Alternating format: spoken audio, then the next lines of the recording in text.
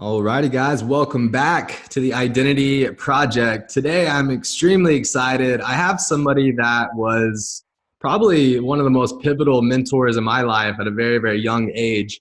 I started personal training around 18 or 19 years old, and had the opportunity to train this man's wife for about 3 or 4 years.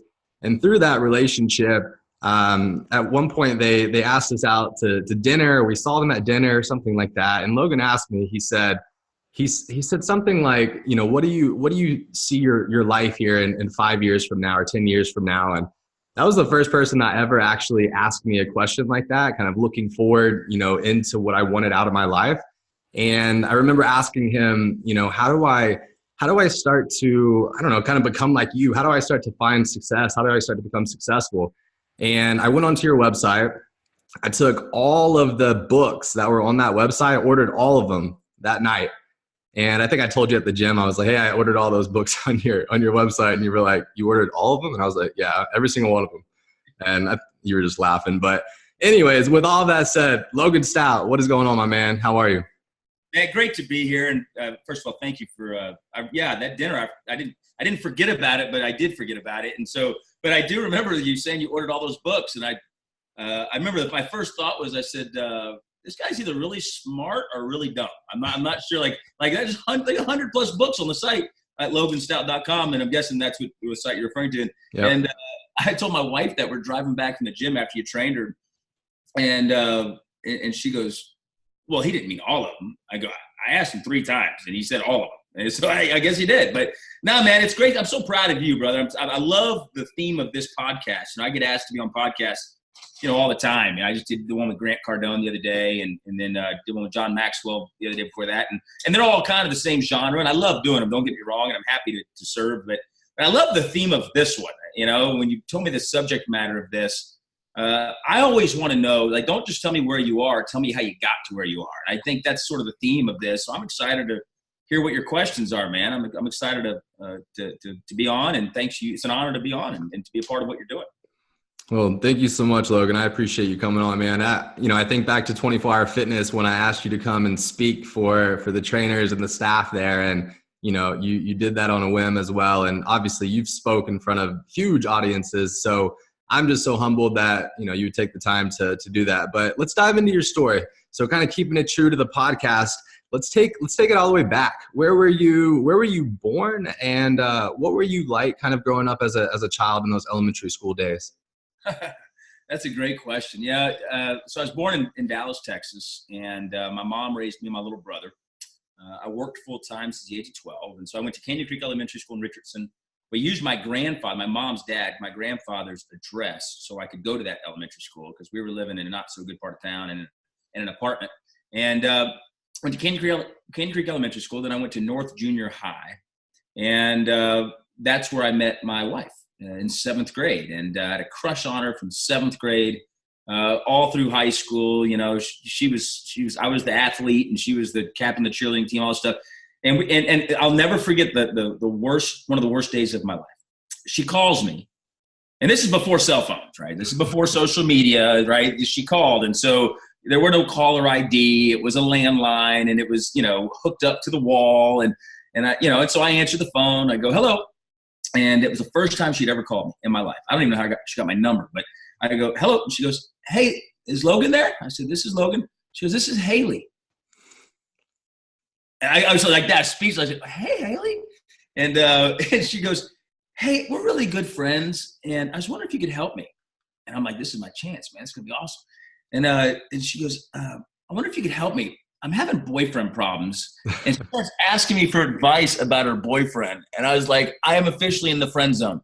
I'm officially in the friend zone. And so I stayed in that friend zone until 6 years after high school. I was on the disabled list. I was playing professional baseball. I was on the DL. And I was sitting at a Jamba Juice with one of my teammates who was there rehabbing with me. And to give you the full story, Haley's mom was my teacher in high school. Haley's mom always tried to hook Haley and I up. And I kept trying to tell Haley's mom, Sherry, I'm not the problem here. I'm all in on this deal. You got to convince your daughter about this. So her dad, Haley's dad, Joe, would always see me at the gym and go, hey, Haley's working so-and-so, you ought to go see her. Because again, to remind all the viewing audience, there was no social media back then. So you couldn't keep up with people. You had to actually run into them or run into somebody that knew them. So her parents loved me. I loved her. My mom knew I loved her. Well, love's a strong word when you never even dated somebody. But in walks Haley and her mother 6 years after high school. And I go, oh my gosh, Haley, what are you doing? You married? You have kids? Like, what's going on with you? And her mom interrupts and says, she's single. She's totally single. So that night, I'm like, I'm striking while the iron's hot. That night, we went on our first date. It was not intended to be a date. It was really just catching up and what's going on with your life. 4.5 months later, we were engaged. A year after that, we were married. Now we have twin boys. But to go back to your original question, what was I like? I think the big thing I heard from your question was, what was I like? Because I think people see me today, and they see me on, ABC News all the time, or they, like you said, see me speak in an arena or whatever. And they think, wow, listen, I was the most insecure, shy, introverted kid on the face of the earth, quite frankly. And Haley could vouch for this. I wish she were on this podcast because she grew up with me, and I never forget in 7th grade, and she was, Logan, why do you wear the same outfits 3 times a week? And I'm like, wow. I only have 3 outfits. And it was at that moment I realized, all my clothes had somebody's name in them because they were hand-me-downs from somebody. I don't know where my mom got them, but I don't know. When you grow up the way I grew up, I think you start to realize, okay, there are people that have stuff I don't have. And you know how kids can be cruel and make you feel like you're not worthy because you don't have the new shoes that are on the market or the fancy clothes or whatever. And thankfully, I had a grandfather who really taught me how to be an independent man. And he taught me business, and he taught me all kind of things. And he wasn't some successful guy. He served our country in the Coast Guard, but he knew how to make things happen. And long story short, when I was 17 years old, I was given my first leadership book by one of my best friends now. His name's John C. Maxwell. And it was called Developing the Leader Within. And a lady gave me this book. I don't know why she gave it to me, but she gave it to me. And when someone gives you a book, they're really trying to tell you something, right? Hey, I thought you should read this. That's their polite way of saying you need to read this. Like there's some things in here that you need to read. And so I was just curious, even as a 17-year-old going, well, what does she want me to read this book for? I don't want to read. And so I read this book, and it changed my entire life. It literally took the handcuffs off of who I thought I was. So I realized not only who I was, but I realized whose I was. And it changed my whole mindset of realizing, look, I'm not on this earth just to be a person and die. There's more to this thing. And that's where my spiritual journey began. That's when I accepted Christ as my Savior. And ultimately, I became so comfortable in my own skin. When Haley and I ran into each other 6 years after high school, she would tell you he was like a totally different person. Totally different. I went from this shy, insecure, introverted, just, hoping I didn't mess up, fear of everything guy, to fearless, know who I am, unoffendable, thick-skinned guy.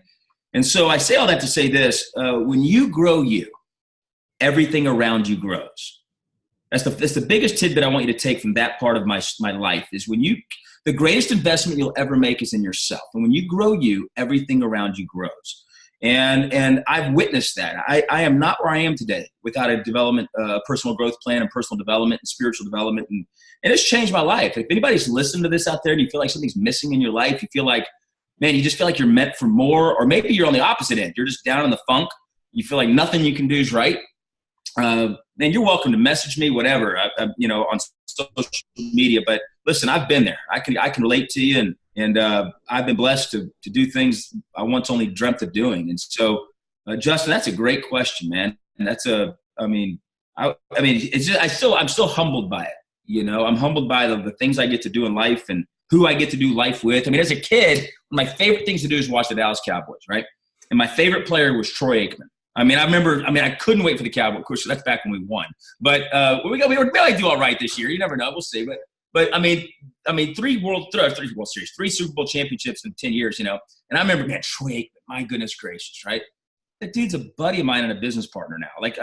That doesn't happen if you don't grow, right? When you grow when I say everything around you grows, it means the people you once admired are the people you're now doing life with. Mm-hmm. That book I referenced earlier when I was 17 was John Maxwell. Okay, I'll tell you the full story behind that real quick. I'm 17, and the Dallas Times Herald, which doesn't exist anymore, but there was the Dallas Times Herald and the Dallas Morning News. The Dallas Times Herald's now out of business, but there was an advertisement saying Zig Ziglar and John Maxwell are speaking live in Reunion Arena. Reunion Arena is no longer there. That's been replaced by the American Airlines Center, but it's where the Dallas Mavericks used to play. I know your viewers, your listeners are probably going, what is Logan, 85 years old? But the point is this. So I go and I'm in the arena. I bought a ticket for like $99, right?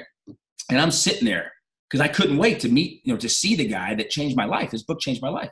And so I'm sitting there, and I'll never forget it as long as I live. Over the announcement, ladies and gentlemen, the #1 authoritative leadership expert in the world, John C. Maxwell. He comes out on stage. Everybody in the place goes nuts. And I'm sitting there with tears in my eyes going, oh my gosh, here he is. He spoke. He got done speaking. I said, I'm going to meet that man one day. Fast forward 2005, my first book had just come out. I get hired to speak at a big event in Reunion Arena, the same arena. My assistant, I said, okay, who are the other speakers? What are their topics? Because I don't want to speak on something that someone's already spoken about. And they go, well, speaking right before you is John Maxwell. I went, what? And she goes, yeah, John Maxwell speaking right before. And I go, well, my first thought was, I have to follow John Maxwell, right? And my second thought was, I'm going to meet him. So I literally rehearse. I pray over, okay, what am I going to say? You got one shot at this to make a first impression. What am I going to say? And so I had it all planned, right? So I'm down in the bows. I know what time he goes on stage. So I know he has to get mic'd. So I go down, I go into the green room, and that's where everybody gets mic'd and the whole 9 yards. So he has to go in there to get mic'd. Has no choice. And I go in the green room, I take a left. He's staring me right in the face, 5 feet from me. He looks me right in the eyes. He goes, Logan Stout, my friend. I was hoping to get to meet you. I was shocked. I looked at my assistant. I'm like, this is really happening? And I got tears in my eyes, and I told him what I rehearsed. I said, John, you're like a father figure I never had. Your book when I was 17 changed my life. God has laid it on my heart to help you leave a legacy bigger and badder and faster and stronger than ever before. And anything I can do to ever serve you, John, I'm here. And I was 25 years old at the time. He looked at me, he started crying. He said, Logan, you're not going to believe this, but this very morning I prayed that God would send me a winner. And he sent me you. He goes, let's go play golf. I'm like, okay.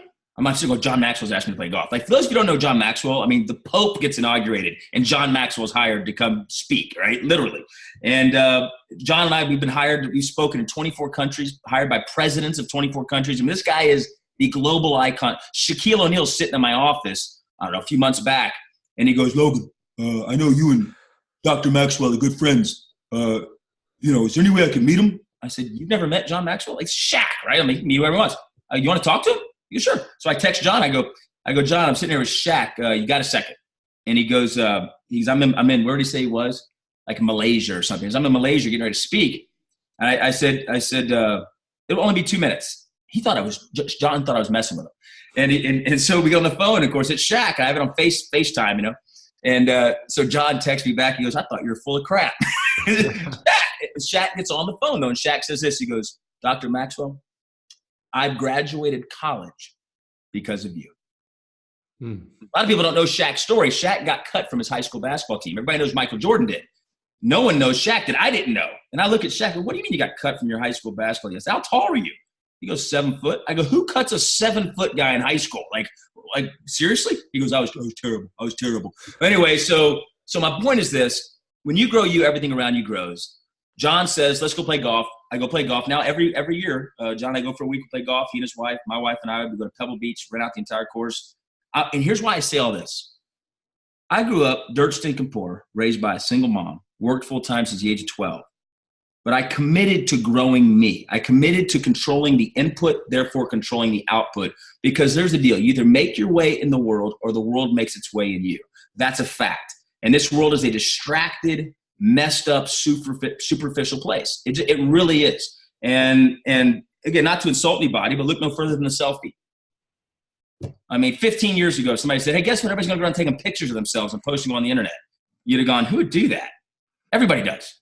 Everybody does, I mean, it's amazing to me. My new book's about to come out called Grit Factor, Going from Wanting to Conquering. And Barbara Corcoran is a friend of mine. She's on a show called The Shark Tank, and she wrote the foreword. And we were talking about how people don't read anymore. And Barbara said, Logan, people just don't read.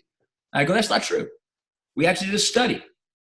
The typical human being in the United States of America reads 1.6 hours a day.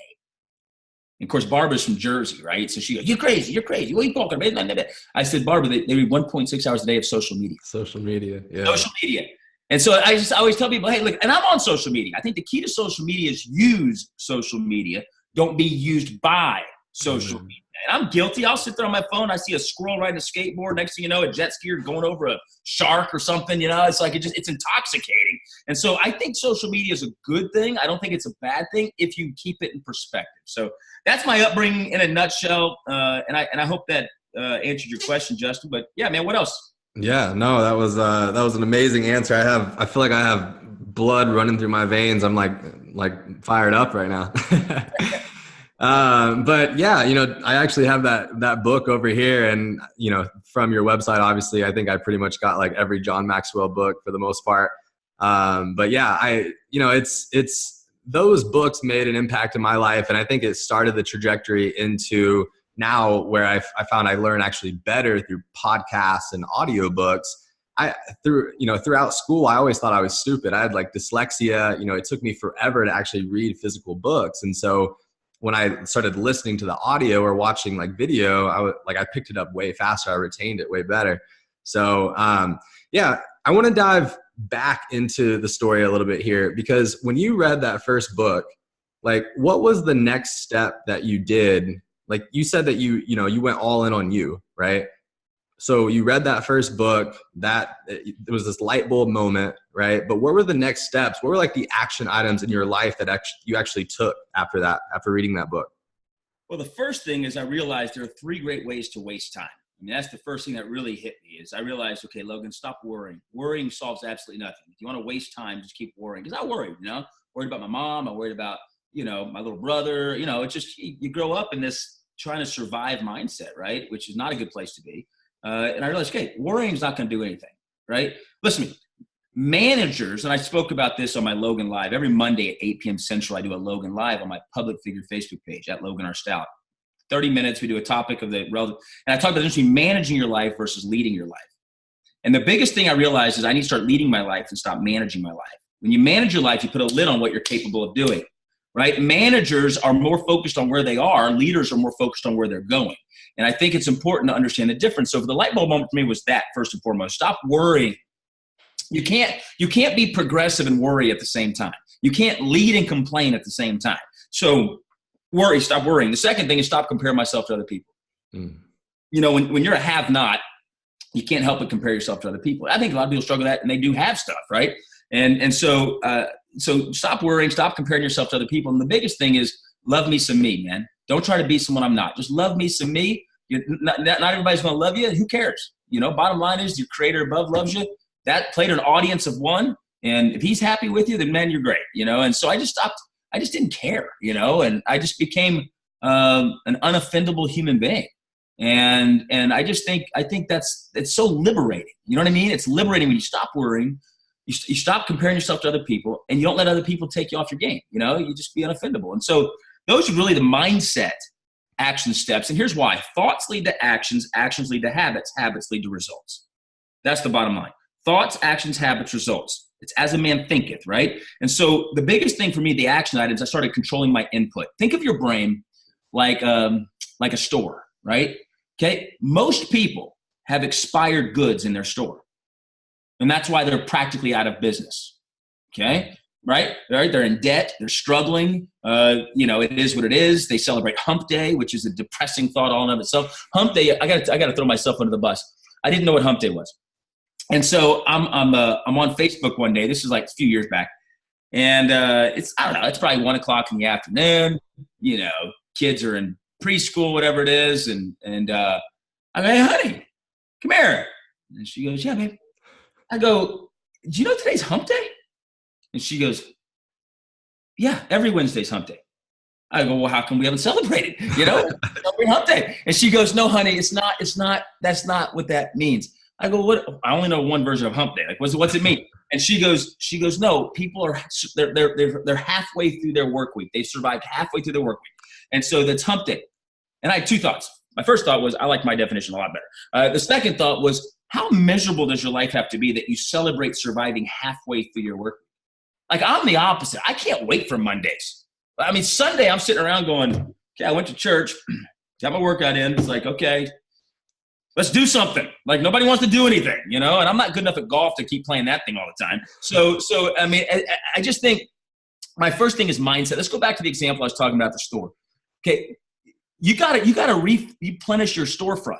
Right? You can't just have expired milk. You got to refresh your shelves. You can't have bananas that are a year old. Put new bananas on the shelves, right? And I think there's people that are still selling Wheaties with Michael Jordan on the box, right? I mean, they haven't cleansed their mind daily. And so the first action step, and I've been non-negotiable about this ever since then. Every morning I wake up, I do the same exact thing every single morning.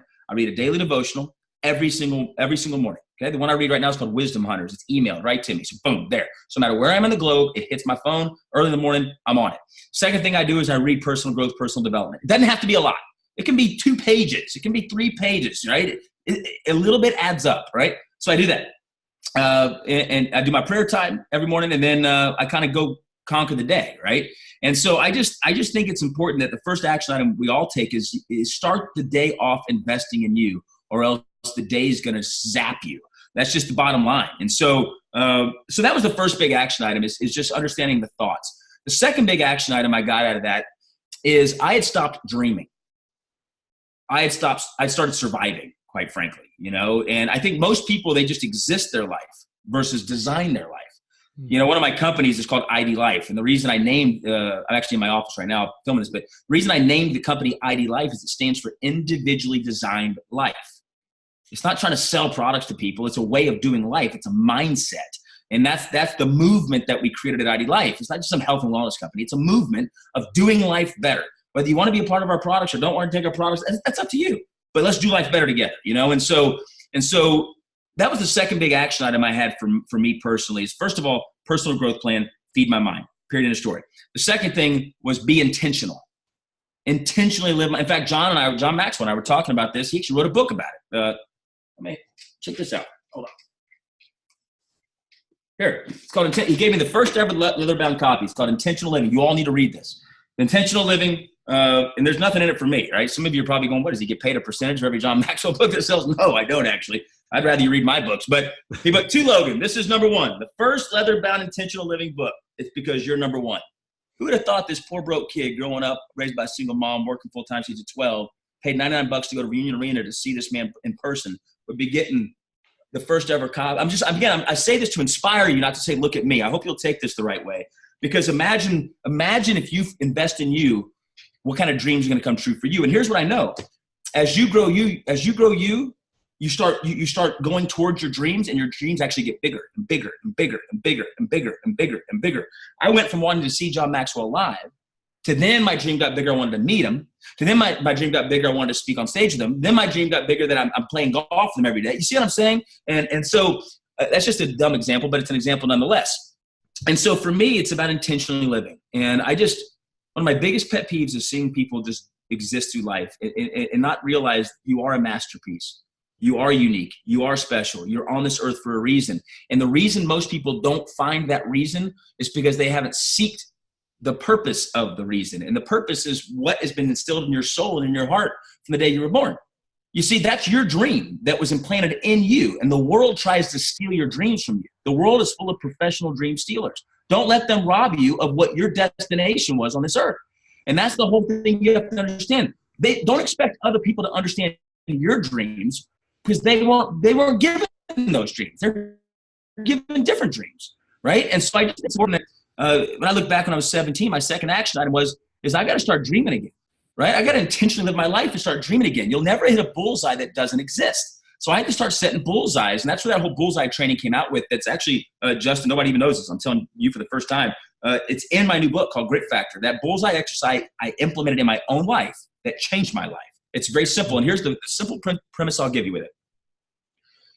I noticed when I was 17, I started developing dreams, right? And dreams are uphill. To reach a dream, it's uphill. The man at the top of Success Mountain didn't just fall there, right? The lady at the top of Success Mountain didn't say, this is a lot easier than I thought it would be, right? Said no one ever. It takes work, right? And you got to climb Success Mountain. Well, here's the problem with most people. Problem with most people is they may have uphill dreams, but they have downhill habits. You can't go uphill with downhill habits. So the bottom line is you have to understand the attributes that create the habits, the habitual nature in each and every one of us, so that we can not just go uphill, but grow uphill. We can go crush our goals. We can set new goals and bigger dreams. And when the world tells us you can't, you can wave at them as you surpass what they said you couldn't do, and you're on to the next bigger thing. And so it's just really, really important that we realize those three things are what came out of my life. Number one, I got to start feeding my mind, man. If I don't feed my mind, the world will feed my mind. The second thing is I got to start being intentional about my life. I have to intentionally design the life of my dreams if I ever expect to go. I mean, to not listen.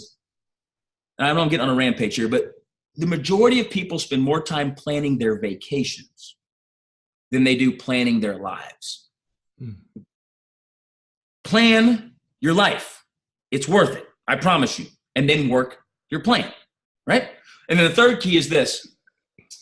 You set those dreams. Remember, those dreams that are put inside your soul, number one, you'll do more than those dreams right now. As you grow, those dreams expand. I promise you. I've seen me do it. The big thing is this. Don't expect other people to understand your dreams. Don't expect other people to get what God put in you. And I just think that's really important. So those are the three things at 17 that really changed the course of my life. And then, of course, you know the outcome by the age of 25. And again, this is a worldly statement, and it's not meant to be worldly because it's meant to just hopefully inspire your audience. By the age of 25, man, I was doing $60 million a month in revenue with a business I started from scratch. I mean, at 25, I mean, it's like I'm humbled by that. I look back and I go, and the goal wasn't to do that. The goal was to make a difference. And it's funny, the more lives you change, the more revenue you typically bring in, if that happens to be a goal. And so, you know, I love these questions, man. Usually when I do these podcasts, they're not taking me back to my childhood. And I'll tell you an interesting defining moment, if that's okay with you, Justin. Is that cool? Yeah, absolutely. So I had gotten off when I was 25 to tell you the story. We're doing $60 million a month, whatever. And I'm ashamed to admit this, but it's the truth. I started reading my own press, you know, when you're all over the news and newspapers, you know, everybody's telling you how great you are, especially at 25, right? You know, people are kissing your rear and all this stuff. And no matter how hard I tried not to listen to them, I listened to them a little bit and I started thinking, you know, you are pretty good. You know, and I became a little overconfident. I wouldn't say arrogant, but overconfident. And I'll never forget it as long as I live. I don't remember why, but I was driving 75 northbound, and it wasn't that far away from the house I grew up in. And so what happened was we moved out of the apartment into my grandparents' house, okay? And so I just said, I have not seen my elementary school in forever. I wonder what the house looks like I grew up in. So I drive by Canyon Creek Elementary School and I look at it and I'm like, oh my gosh, man, I remember playing football on that playground and recess and, you know, and I remember going to the gym and that's where we played basketball. I remember all these things and all these memories just start coming back into my mind. And then as I keep driving, I went by a house that I remember my little brother and I, we were playing baseball and I hit a baseball through their window. I was like, I wonder if they're still there. I probably should go buy that window from them because we just took off and ran. But, and then I saw this strip of yards that I started a lawn mowing business to help my mom, you know, pay the bills. And I had all these houses that I used to mow their yard. And so when I was 12 years old, I started a lawn mowing business. My brother was 9 and he helped and we got the neighbors. Well, anyways, I'm getting ready to turn. I'm getting chills right now telling the story. As we get to the street where it dead ends, you turn left, you go to where my mom's house was, my grandparents. I see these 2 blonde-haired boys, and I was a bleached blonde-haired boy. And these 2 blonde-haired boys pushing mowers. And I pull up, I roll my window down. I said, hey, fellas, what you guys doing? They kind of look at me a little weird, you know. And I go, you guys got a lawnmower business? And they go, yes, sir. And I go, how old are you? And the older brother goes, I'm 12. And I looked at the little brother, I go, how old are you? I'm getting emotional telling the story, but I saw the 9-year-old. I said, how old are you? You know, he goes, I'm 9. And I said, you guys are brothers, huh? He goes, yeah. I said, my little brother and I, when I was 12, started mowing yards in this exact neighborhood. you guys have a good day. I gave them $100. I said, you keep doing what you're doing. You be entrepreneurs, and I'm proud of you. And so then I rolled the window up, and then a song by Miranda Lambert came on. Like, it was like God just totally just like going, okay, dude, like, don't forget where you came from. And the song came on. It was I think it's called The House That Built Me by Miranda Lambert. Right as I'm pulling up to the house I was raised in. And I parked in front of my house, and I just sat there and I looked at it. And I had all these memories. My grandfather's deceased now, and he used to sit out on a little bench and watch my brother and I play on the front yard. And I just remember all these memories coming back. And it was at that age, at 25, I said, you know what? Actually, I was 27 at the time. I said, you know what, Logan, you've gotten off track, man. Like, you forgot what it's like to be that 12-year-old little boy, you know? And I retired for a few years, actually. And I just started just going back to what my roots, you know? And I wrote my first book at the time. And the reason I did was I wanted my boys to know their dad. I have twin boys now. They weren't born yet. And we suffered through infertility for 10 years. It was a rough journey. And I learned a lot through that. And it humbled me big time. And it's why I'm so grateful to have my little boys. In fact, I went and had lunch with them right before this. And anyways, I wrote the book for my boys so they would know their dad. If anything ever happened to me prematurely, God forbid, I wanted to know who it was. That book was Stout Advice, which you've read, Justin. But and I really just started trying to get back to the roots of, you know, of humanity. You know, the world can just derail you from what is true, right? In this fictitious, superficial world where people are buying things they can't afford to impress people they don't know. You know, everything's about see and be seen and all this garbage. I had a person literally tell me, I invited them to the church my wife and I go to. And they literally told me, they said, well, you know, the people weren't really well dressed at that church and stuff. And I looked at them and I said, you decide what church you go to based on how people look and how they're dressed, you know? I mean, it was just so corrupt, you know? I'm like going, what is wrong with the world? You know, like when you're going to church to be seen versus going to church to grow and to be fed, you got a problem, you know? And I didn't tell them that. I'm praying through how I'm going to, you know? It's like, it's just, oh my gosh, you know? And so yeah, I'm getting off track. Point is this, hopefully that inspires everybody to take a step back and don't allow achievement addiction to derail you.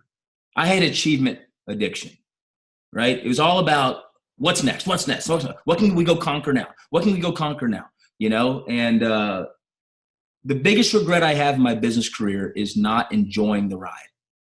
No matter what award or accolade or whatever we did, I never enjoyed or celebrated one of them. It was all about the next thing. And to some extent, that can be healthy. But to some extent, you have an addiction, right? And I had achievement addiction. I really did. In fact, Justin, when you and I met, if you remember back then, we were at the gym, you know, whenever we woke up, whenever we got there. So I don't know. What time did my wife train with you? Do you remember? I don't remember. 9 a.m. 9 a.m.? Yeah. So, you know, we would just hang out. And I remember you'd ask me, so what do you guys got going today? Like, nothing. You're like, what do you do?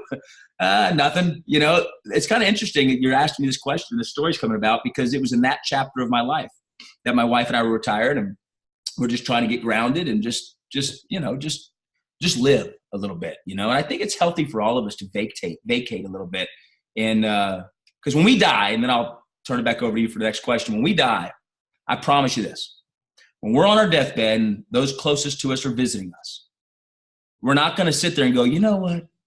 I wish I'd have done another email. You know what? I wish I'd have worked harder. No. What we will say is, you know what?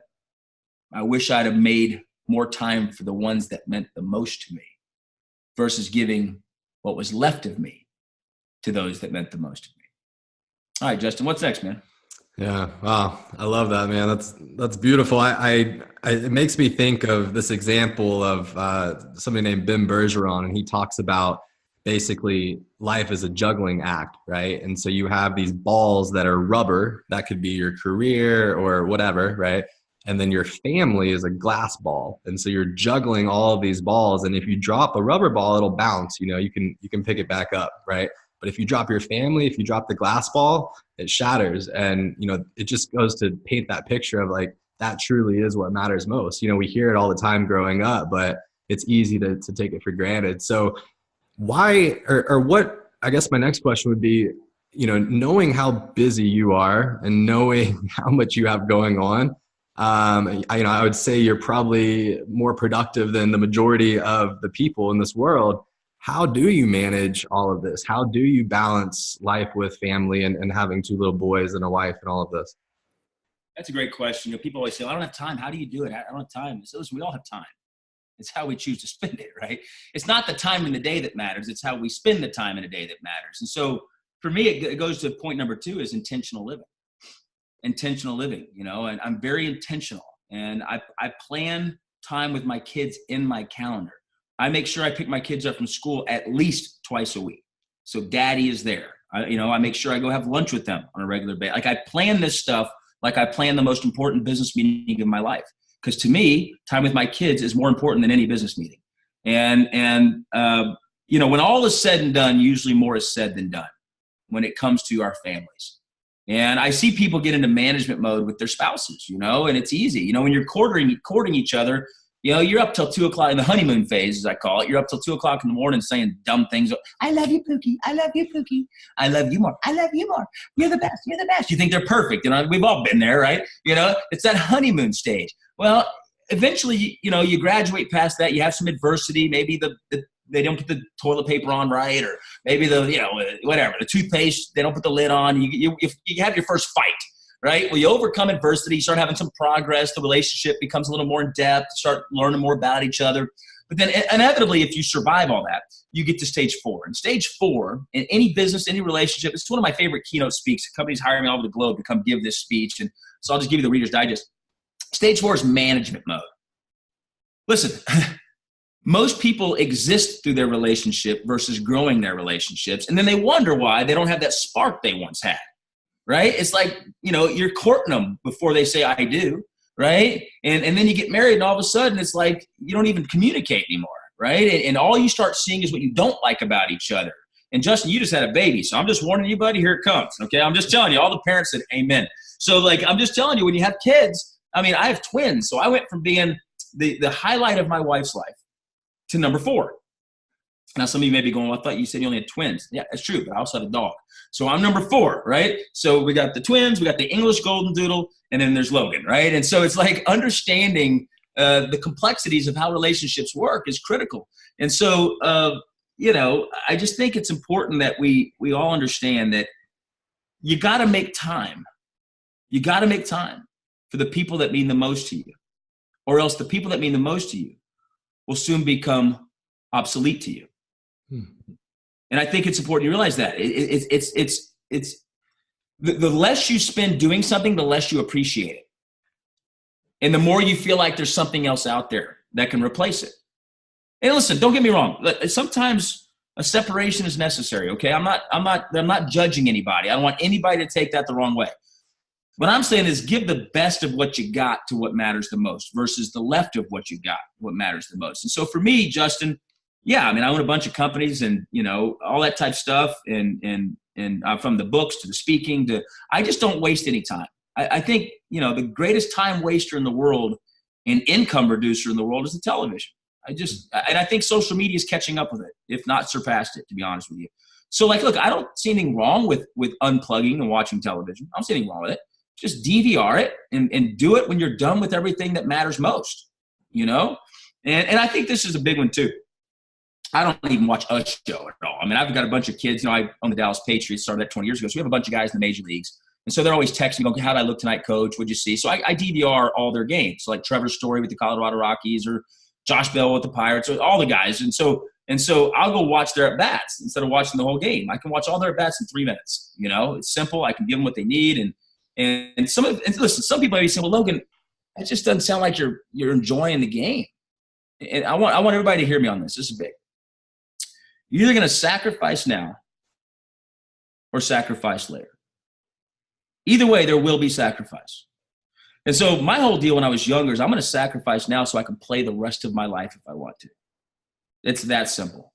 And I just want to encourage all of you with that, man. Sacrifice now so you have options later. If you don't sacrifice now, you're not going to have options later. And I think there's 3 things to be free in life. There's 3 things to be absolutely free. Number 1 is obviously you got to have time freedom. If you don't get to do what you want, where you want, with whom you want, you're not free, you're trapped. Number 2, you got to be healthy.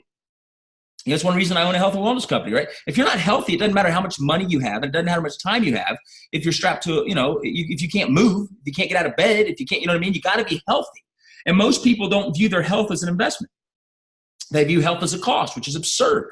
My wife and I have, we hired Justin as a personal trainer. It's not because my wife doesn't know how to train. It's not because she doesn't know how to do it. It's we understand that accountability is absolutely essential to you being the very best you possible, right? And just like you can't out-train a poor diet.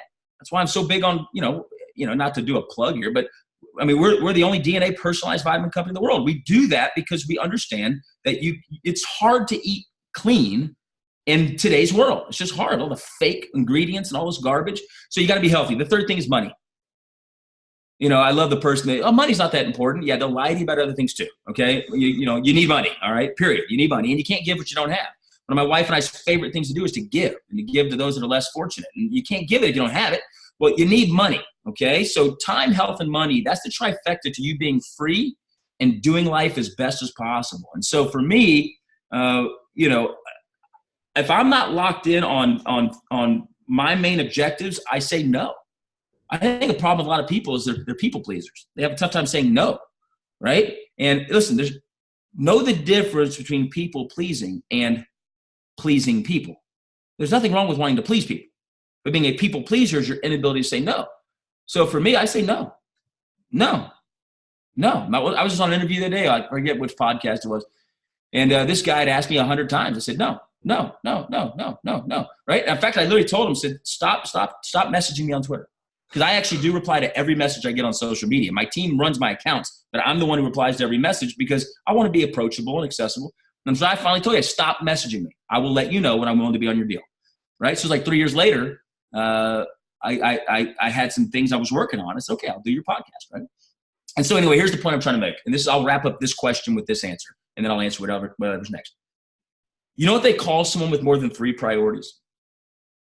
Someone with no priorities. And that's the problem with most people. They're just always chasing the next shiny object. And so the way I embody my life is if it's not a part of a core value of what I'm working on at that point in time, it's none of my time. That doesn't mean it's not a good opportunity. That doesn't mean we couldn't make money with it. That doesn't mean that wouldn't be fun to do. It's just not the best thing to do with the time today. I can get to it later. So there you go. Yeah, I love that. I think that happens with everybody in a whole bunch of different areas. It's like this, like all human beings, we want everything yesterday, right? Like it's this mentality of like, it's like all or nothing. And if I don't get it, within a week, then I'm just done. So how do you deal with and I think that this is a question for everybody. How do you deal with everybody's probably pretty damn motivated right now after hearing everything up to this point. So now they're going to go take action. But what happens when they have that first negative thought or that setback? Do you deal with negativity? And if so, how do you really just kind of overcome it? Because I sometimes feel like we're going through life with an angel on one shoulder and a devil on the other, and they're always kind of talking to us. So how do you reframe some of these negative thoughts and negative situations to make it a more positive? Well, that's a phenomenal question, and I think it's a loaded question with a loaded answer if I'm going to really give the answer what it deserves, okay? And this isn't to be a shameless plug, but that is the whole opening part of my new book coming out called Great Factor. And it's the same publisher, Zig Ziglar, whole 9 yards. I'm humbled and honored by that statement. But that is the passion behind my new book coming out, is that very thing. And so is again, that's like saying, okay, you make a wrong turn on the highway. You're driving down the road. You see you're driving from Dallas, Texas to Florida, right? Because apparently you didn't know there were planes. So no, just kidding. So you're driving. I have a family. My mother and father-in-law, they love to do that. They love to drive to Florida. I'm like, they have planes now, right? Like pretty affordable pricing. It's not like the old days where it was really expensive and only the elite got to fly. Like it's, But anyway, you're driving from Dallas to Florida. You make a wrong turn. Or better yet, let's say there's a road closure. You don't just turn around and go, well, guess we weren't supposed to go to Florida. We're going to turn around and go home. No, you figure out a way around the road closure. You figure out how to get back on track if you made a wrong turn, and you get going down the dadgum highway. Yeah, what do most people do, right? They violate the three principles I answered earlier. They worry, they try to be someone they're not, and they compare themselves to other people, right? They're offendable. Stop being such a sissy, okay? That's about the nicest way I can put it. You got to never forget why you started in the first place. The world is full of dream stealers, man. I'm just telling you. And one of my favorite quotes in the world is by Zig Ziglar. He says, there's no such thing as a smooth mountain. If there were, how would you climb it? It's the potholes in life. It's those. That's how you grow. That's the bottom line. Every mess becomes a powerful message. And so I just remember, failure is an event, not a person. Failure is an event, not a person. Okay, you may have failed at that one thing. Okay, that doesn't mean the journey's over. That was just you learn from it. Listen, I don't believe there's such thing as a bad experience if you grow from it.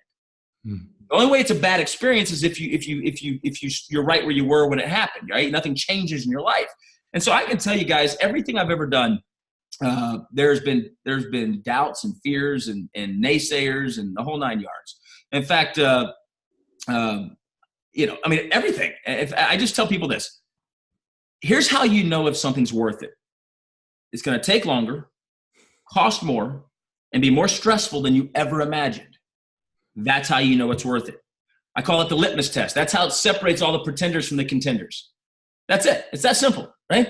I mean, there's got to be something that separates people, right? And so if it were easy, everyone would be doing it. Look, the story of your life is not called a fairy tale. It's called a biography for a reason. The biography is what captivates the listener, the reader, right, is all the ups and downs and man, I wonder what's going to happen now. Go to a movie, right? The Game of Thrones thing just ended, right? I didn't even know what it was, okay? I literally have never seen an episode, no clue what it was. I walked into an executive meeting, and our executive team's talking about this stuff. I thought they were talking about a hotel in Vegas and some Aria or something, and some girl or I don't know what it was. So it doesn't matter. The point is this. I look at Game of Thrones, and I'm going to use this as an example because it's relevant to this podcast. It just ended or whatever happened to it. I don't know what happened. But here's what I do know. There was a beginning. There were a hero. There was a villain. There was conflict. There was the unknown. And there was the overcoming all that led to boom, right? That's your life. That's everyone's life. And that's what we have to understand, right? So you can either choose to die in the middle of the story by your own doing, right? Or you can realize, look, there are going to be villains. There's going to be conflicts, right? And that's what makes the climax so awesome. That's what makes the movie worth watching. That's what makes the book worth reading is, I wonder what's going to happen. What are they going to do? You think they'll survive? How are they going to do this? Boom, you do it. And you win. You win. And here's what happens. At first, when you first start on your venture, people, they got no chance. Can you believe they're doing that? They're crazy. They're absolutely nuts. Then as you start having progress, they get really quiet. They start watching. Interesting. And then when you cross the finish line, all of a sudden, we knew you would do it. Yeah, man, we knew you were going to succeed. Congratulations. We were there with you the whole way. Bull crap. We know exactly, that's the deal. And so I'll tell you what I do. I allow the naysayers to fuel me. That's my little hidden fuel. The people that say it can't be done. I got people in my mind right now about one of my companies. I got them right in my mind. And I'm going to tell you now, when I'm interviewed, on the Dallas Morning News and stuff, I'm going to give them a shout out. I am. I want to thank so-and-so, so-and-so, and so-and-so for, because they would have just earned $400 million. Instead, we bought them out because they didn't think it'd work. Think about Mark Zuckerberg, right? Remember the buddy that got bought out by Mark Zuckerberg? He didn't think it'd work. It cost him $60 billion. $60 billion because he lost the faith. Expect it. It makes me think of the graphic where the guy's chiseling away at the rock in the cave, and he's like a centimeter away from getting the treasure or whatever, and he stops. Have you ever seen that graphic before? I love it. Yeah. That's what it reminds me of. Well, Logan, my man, I want to respect your time. I could sit here and talk to you all day long and ask you questions all day long.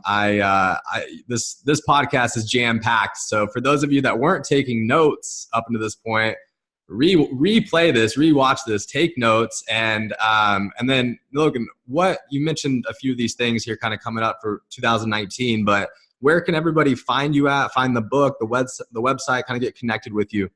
Yeah, well, loganstout.com. That's how you spell my name. I don't know if you can read that, but just loganstout.com. All my social media is on there, and all my book sales, my speaking engagements, all that type of stuff. We have a leadership summit coming up, Justin. I need to get you plugged into that, actually, now that I think about it. We got a lot of exciting things coming. My new book, Grit Factor, is going to come up. It'll be in, obviously, bookstores globally and all that stuff. But I hope that you'll get it through loganstout.com, because if you do, all the money goes to charity. If you go get it at Amazon or Barnes & Noble, then they get the money, which is fine. Nothing wrong with that, whatever your preference is. But yeah, so just connect me at loganstout.com. Justin, if they follow Stout advice or weekly little 2-minute videos we send to people to help get their week started off right. They're 2 minutes.